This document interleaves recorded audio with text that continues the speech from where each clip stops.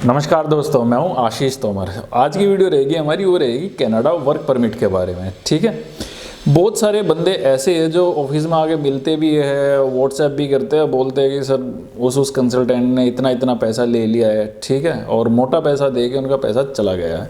पहले आज हम देखेंगे कि कनाडा में वर्क परमिट कितने तरीके से आप ले सकते हो, कितने टाइप के, और उसमें आपको कुछ करने की आवश्यकता नहीं है। उसमें आप अपने आप भी वहाँ से वर्क परमिट ले सकते हो, किसी कंसल्टेंट की आवश्यकता नहीं है।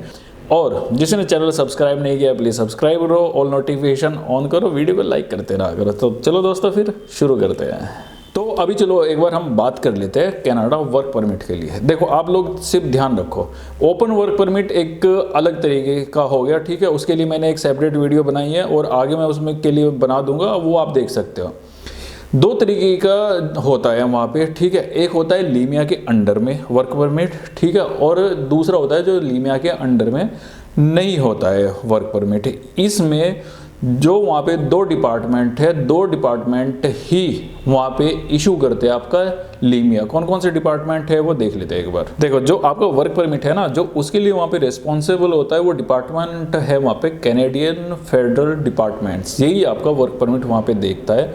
और इसके अलावा लीमिया जो वहाँ पे आपका अप्रूव करता है वो डिपार्टमेंट होता है department of employment and social development. ये आपका लीमिया अप्रूव करेगा, ये वाला जो इसमें यहाँ पे डिपार्टमेंट होता है। और ये अप्रूव करे ना करे वो इसके ऊपर होता है। और अगर आप आते हैं लीमिया के अंडर में, ठीक है, तो लीमिया के अंडर में आने के बाद में और यहाँ से अगर आपको अप्रूवल मिल जाता है इस डिपार्टमेंट से, तो आप आराम से अपने वर्क परमिट के लिए आप IRCC में एप्लीकेशन सबमिट कर सकते हैं। अगर आप लीमिया के अंडर में नहीं आ रहे तो आप डायरेक्ट IRCC के थ्रू वर्क परमिट ले सकते हैं। ठीक है, तो ये बात आपकी क्लियर हो गई होगी अभी कि लीमिया क्या है, किसके अंडर में आता है और कहाँ से आपका ये इशू होता है।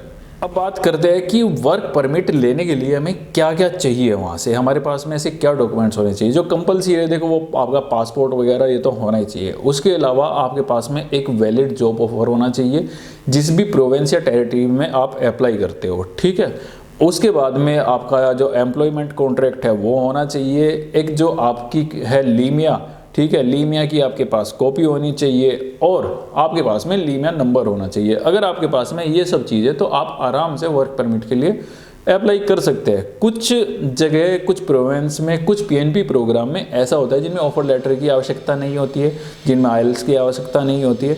ठीक है, और जिसमें जो आपकी NOC है वो लीमिया के अंडर में भी नहीं आती है। ठीक है, जैसे आपका एक प्रोग्राम निकला था AIPP, बहुत अच्छा था, यूकॉन भी बहुत अच्छा था। मैं आप लोगों को बोल रहा हूँ कि आप आराम से अप्लाई करो। आप ओंटारियो है उसका काफ़ी अच्छा प्रोग्राम है, आप सस्क्वेचुअन है, ठीक है, क्यूबिक है, बहुत सारे ऐसे हैं जिनके लिए आप अप्लाई कर सकते हो। ठीक है, आप RNIP है, ठीक है, रूरल नॉर्थन इमिग्रेशन प्रोग्राम, आप उसके लिए आराम से आप अप्लाई कर सकते हो। ठीक है, तो चलो देखते हैं फिर आगे इसमें क्या स्टेप है। एक बार हम इसकी फ़ीस के बारे में हम देख लेते हैं कि इनकी फ़ीस क्या होती है।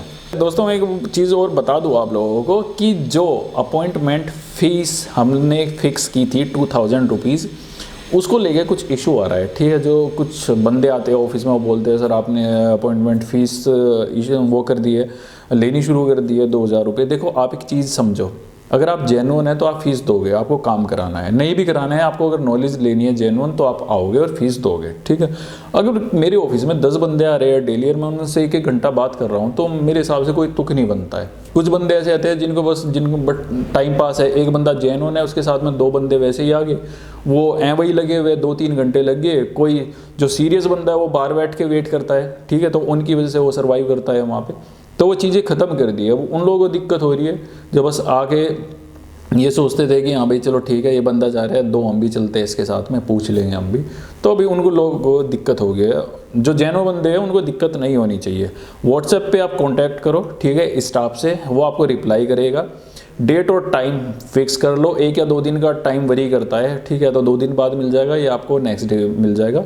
और फीस पेमेंट कर दो, आप डायरेक्ट अकाउंट पे कर दो या पेटीएम कर दो। ठीक है, जैसे भी आपको सहूलियत हो उसी के अकॉर्डिंग कर दो। चलो अभी हम बात कर लेते हैं एक बार जिसके बारे में हम बात कर रहे हैं, फ़ीस के बारे में। देखो फ़ीस का क्या है, जो कनाडा में वर्क परमिट की फ़ीस है वो अगर आप किसी PNP प्रोग्राम के थ्रू जा रहे हैं तो आपको वरी करता है वो टेरिटरीज पे, प्रोविंस पे, कि उसने क्या फीस वहाँ पे लागू की है। ठीक है, कुछ बंदे ऐसे हैं जिनको जो पूछते आके, या जिनको ये क्वेरी करनी है कि सर कोई बाउंडेशन भी होती है क्या पीएनपी प्रोग्राम में। देखिए पीएनपी प्रोग्राम में ये बाउंडेशन होते हैं कि आप किस टेरिटरीज में है, उसके क्या रूल एंड रेगुलेशन है। ठीक है, हो सकता है आपको 2 साल 3 साल 4 साल उसी टेरिटरीज में काम करना पड़े और आप किसी दूसरी टेरिटरीज में जाके काम नहीं कर सकते हो। पीआर के भी अलग अलग उसमें रूल्स होते हैं। ठीक है, तो डिफरेंट टेरिटरीज के अकॉर्डिंग डिफरेंट उनके रूल्स होते हैं। अब बात कर लेते हैं कि क्या अगर हमारे पास में वर्क परमिट है, हमने वर्क परमिट को होल्ड किया है, क्या हम आ जा सकते हैं कनाडा के बाहर। अगर आपने वर्क परमिट होल्ड किया है तो सबसे पहले तो आप ये सोच लो कि वो कोई विजिट या टूरिस्ट वीज़ा नहीं है, सिंगल एंट्री परमिट नहीं है आपका, वो आपका वर्क परमिट है और आपको राइट्स है। आप अपनी होम कंट्री में जा सकते हो, आप किसी दूसरी कंट्री में आराम से जा सकते हो। ठीक है, अपने एम्प्लॉयर से परमिशन लेके कि ऐसे बात है मेरे को जाना है, या फिर आप किसी वजह से आपको एम्प्लॉयर ही भेज रहा है तो आप कितनी बार भी आ जा सकते हो, उसमें कोई बाउंडेशन नहीं रहती है। फंड के बारे में अगर हम बात करें तो फंड भी सबका टेरिटरीज वाई और प्रोविंस वाई उनका फिक्स होता है कि आपको कितना फंड शो करना है। पीएनपी प्रोग्राम में ये सबसे अच्छा होता है कि उनमें आपको फंड बहुत कम शो करना पड़ेगा, जो आप एक्सप्रेस एंट्री में शो करते हैं उससे बहुत ही कम आपको फंड शो करना पड़ेगा। तो दोस्तों एक ये छोटी वीडियो थी, मतलब काफ़ी दोस्त ऐसे थे यूट्यूब पे भी, और जो एप्लीकेंट थे वो आते थे, वो एप्लीकेंट पूछते थे ऑफिस में आ गए या व्हाट्सएप पे या फ़ोन पे कि सर ऐसे ऐसे वर्क परमिट थोड़ा समझ में नहीं आ रहा है। तो जहाँ तक है कि अभी आपका क्लियर हो चुका होगा। ठीक है, कंसल्टेंट क्या करता है, कंसल्टेंट सिर्फ ये करता है आपका कि आपकी प्रोफाइल को स्ट्रॉन्ग तरीके से रेडी करके वो रिप्रेजेंट करता है वो। ठीक है, अगर आप चाहे तो आप अपने तरीके से भी आप बना सकते हैं, अपनी प्रोफाइल क्रिएट कर सकते हैं आराम से, अगर आप अच्छी तरीके से कर सकते हैं और अप्लाई कर सकते हैं। इसमें कोई कंसल्टेंसी की किसी की आवश्यकता नहीं है। ठीक है, हम एक तरीका पता होता है कंसल्टेंट को कि किस तरीके से आप गेट कर सकते हैं अच्छी तरह, आपके चांस किस तरीके से है।